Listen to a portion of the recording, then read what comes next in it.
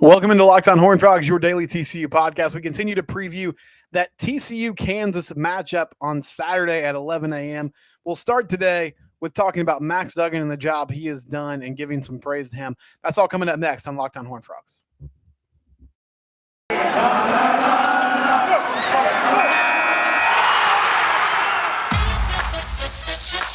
You are Locked On Horned Frogs, your daily podcast on the TCU Horned Frogs, part of the Locked On Podcast Network, your team every day.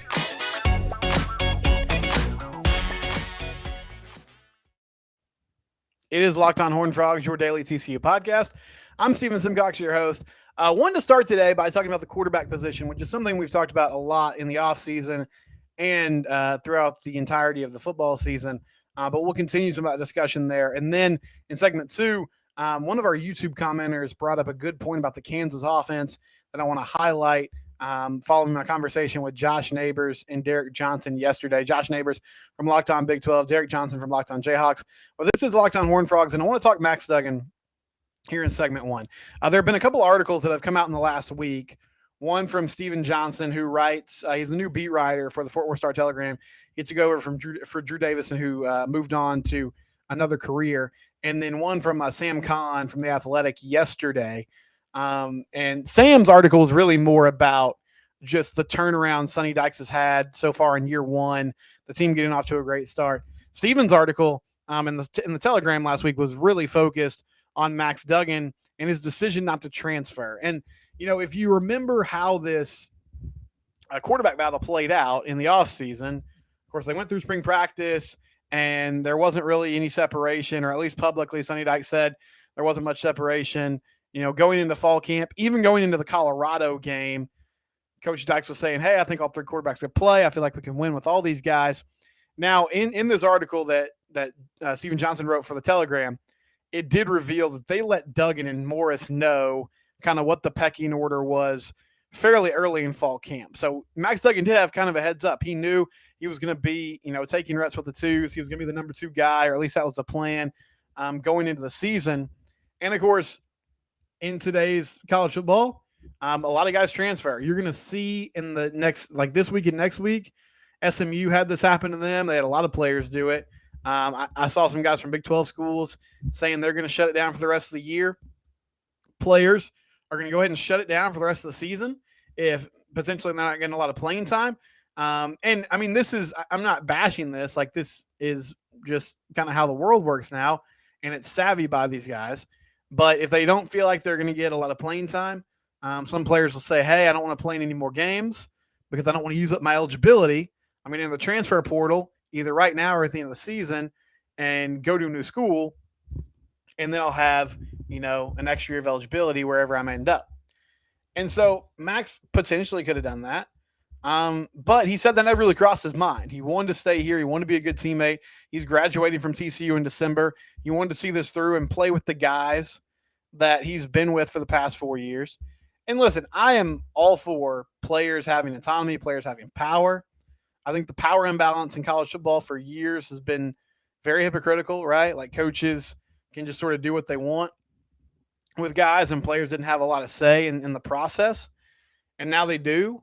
And the transfer portal has really changed roster management. I mean, in a lot of ways, you're recruiting your guys all over again every single offseason. You're trying to sell them on, hey, stick with us, stick with the program. We're going to find a way to use you. And Max could have left, and nobody would have blamed him. I mean, he wasn't expected to be the starter, but he stuck in there. He stayed there, and he said, hey, I want to be, you know, a great teammate. I want to be here with my guys. And both articles have highlighted just how much that has increased the respect that he gets from his teammates, because he's shown them that, hey, I'm in this with you. Like, I'm here. And now he's gotten an opportunity. And I mean, he's been fantastic. You look at the numbers, and I was just peeking at him today, 70 of 94, 997 yards, 11 touchdowns, 0 picks, 0 interceptions, hasn't been giving the ball away. You know, it's funny, for the last few years, TCU's been so conservative on offense. And I think a lot of it was that a defensive coach, Gary Patterson, a coaching staff that was very defensive focused, they didn't want to turn the ball over. You know, they didn't want to risk giving up bad field position, turning the ball over. And now things have opened up so much more. And to this point, the offense hasn't really turned the ball over. Like they've been able to um, not give up giveaways and still find a way to move the ball down the field and score, have explosive plays. And the defense has been really opportunistic at creating some turnovers and giving the offense some short fields to work with. So that's been a huge part of their success this season. But, it's cool to see how Max has handled the situation. Obviously, everybody has their own decision to make. I don't have an issue with guys moving on to a new place, a new opportunity, a new school. However, it's cool and it's refreshing to see somebody say, you know what? I've committed here. I've been here. I want to see this through. I want to get through 4 years of school here. And they have a strong desire to win. I mean, I was thinking about this the other day. They haven't been to a bowl game since that 2018 Cheez-It Bowl. In 2019, they went 5-7. In 2020, they qualified for the Texas Bowl. Were set to play Arkansas, and then a COVID outbreak shut the game down. And then 2021, they went 5-7. So these guys that are in their fourth year as seniors, they haven't played in a bowl game. They've only qualified for one. And there's a lot of unfinished business here. And I think you can tell from the energy and the enthusiasm and the effort that they've been bringing to the table each and every week that they want to change the narrative. They want to change the expectation again. They want to get TCU back to their winning ways. And Max isn't the only guy that's done that, but he's exemplified it in a big way. And obviously, he's such a huge story of the turnaround of this season so far with the way he's playing at quarterback. When we come back, yesterday was a pretty popular day on the YouTube channel. Thank you for watching and listening. And we had some comments. I want to highlight one of those comments about what Kansas does on offense and how they, make a living and how TCU is going to have to defend that. And I want to do that next. Before we do that, though, let's talk about betonline.ag. BetOnline is, a great place to go wager, go gamble. They have everything you need. Obviously, college football is a college football show, and there's going to be a slate of games starting tonight, going through Saturday. You can bet on those games. There are plenty of lines. The line for the TCU game is TCU -6.5 right now. So if you want to jump on that, if you feel like the Frogs are going to cover, which I know a lot of you do, go jump on that now at BetOnline. You can also bet on all the other Big 12 games, college football games across the country. It's also just a great resource for sports information. But hey, on Sundays, I know you guys are tuned in the NFL. And if you're not just locked into your fantasy team like I am, maybe you want to wager and try to make some money as well. NBA, training camp starting up, practice is going. Draymond Green and Jordan Poole got into a fight yesterday, apparently, with the Warriors. So it's coming soon. Games are going to start up. MLB playoffs are getting going. This is the best time of year to be a sports fan. So make it worth your while. Go to BetOnline today and start finding out how you can, turn your hobby into a passion where you can maybe make some coin. BetOnline, one of our great sponsors. Thank you to them, as always, for sponsoring the show. So yesterday on Locked on Horned Frogs, I talked with Josh Neighbors and Derek Johnson. And real quick, a plug. I don't plug this consistently, but I would love for you guys to subscribe to the YouTube channel if you're watching on YouTube. It's Locked on Horned Frogs.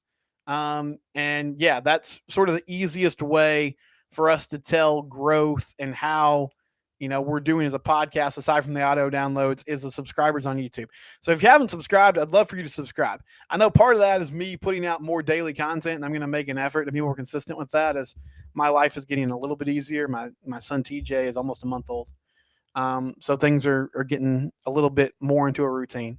But subscribe to that YouTube channel. I'd love to get up to 300 subscribers before the Oklahoma State game. As I stand here right now, we're at 123. I think that's a great goal. If we get to 300 before the Oklahoma State game, Frogs are playing well right now. I know you want more information about the team. You want to react. You want to listen. And one of the cool things about YouTube is you can comment on the show. Like, you can watch it. You can live chat with me.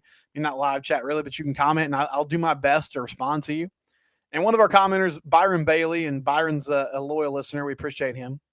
I made a comment on Wednesday show about how this defensive line for TCU have to put pressure on Jalen Daniels, rush the passer. And he says, rush the passer. Jalen Daniels is not a passer. Contain the triple option and force Jalen Daniels and those receivers to beat you with the passing game.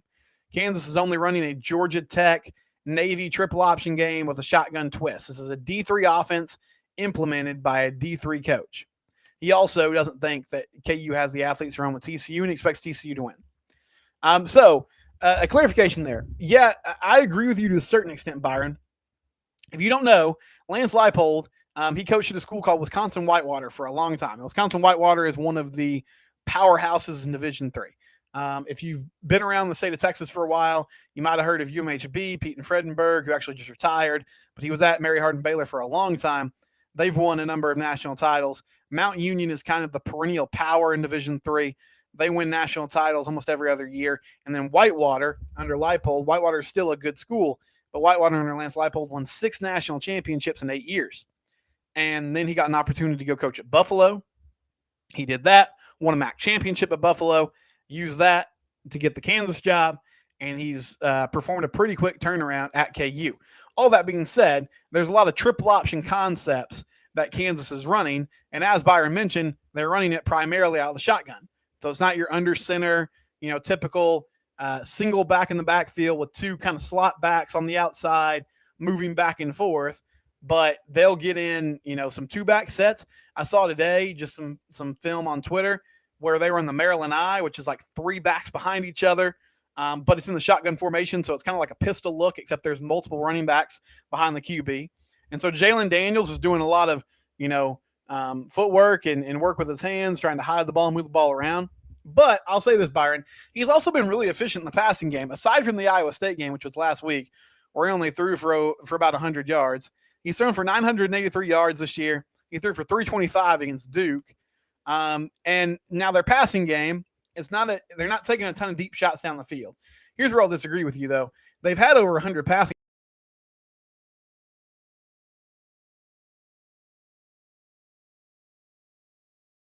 I see what you're saying, but I disagree slightly with the idea that they're just this primarily triple option team. What I do agree with, though, is that they have a lot of those concepts. A lot of their passing game is going to be misdirection off some of those run fakes and, leaking a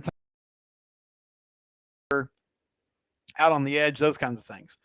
So I see your point. And a big key for this defense this week, they have to stay disciplined. They have to read their keys well. And a lot of it's going to fall on these linebackers, right? And it's interesting because, we saw Marcel Brooks come back last week. He's obviously really athletic. D. Winters is big, physical. Johnny Hodges, who's from Navy, so he has some experience facing option concepts. He's also I'm sorry if it keeps cutting out here. Not really sure what's happening with the connection, but we're almost done, so I'm just going to try to power through the last couple minutes. If it's cutting in and out, though, I apologize. But Hodges has some experience facing option concepts from his time at Navy and playing other service academies. Those guys are going to have to read their keys well. They're going to have to react and not get, caught up in all the movement and motion and different things that they're doing, but find a way to follow the ball. But yes, you're right. This is a very different offense than they're going to see the rest of the year. It's still a spread. It's still, trying to get guys out on the edge, but there are a ton of option concepts, triple option concepts. And so they're going to stop the run first. Now, one of KU's running backs is out, Daniel Henshaw Jr., who has 259 rushing yards on 44 attempts. He's out. But Devin Neal, who's more their home run threat, you probably recognize that name. He's their leading rusher this year. He has over 300 yards. He's available. Henshaw is a loss, but Daniels and Neal can handle a lot of the load in the running game. And so that's priority number 1. Yes. The defensive line, the linebackers, the front 7, and even your safeties are probably going to have to come up and make plays and tackle in space, which is something that TCU has done really well this year. But it's going to be absolutely imperative that they find a way to do it this week against a Kansas team that is going to, set up the run game and then use that to have some misdirection and some deception in their passing game to try to bust big plays. And so TCU has to find a way to overcome a lot of that pomp and circumstance that KU is going to have in the run game. Follow the ball, find the ball carriers, read their keys, and, not get caught up in all the motion and misdirection that Leipold and this offense are going to throw at them. That's going to do it for Locked On Horned Frogs today. We'll have one more preview of the KU game on Friday. Thank you for listening. We are part of the Locked On Podcast Network. It's your team every day.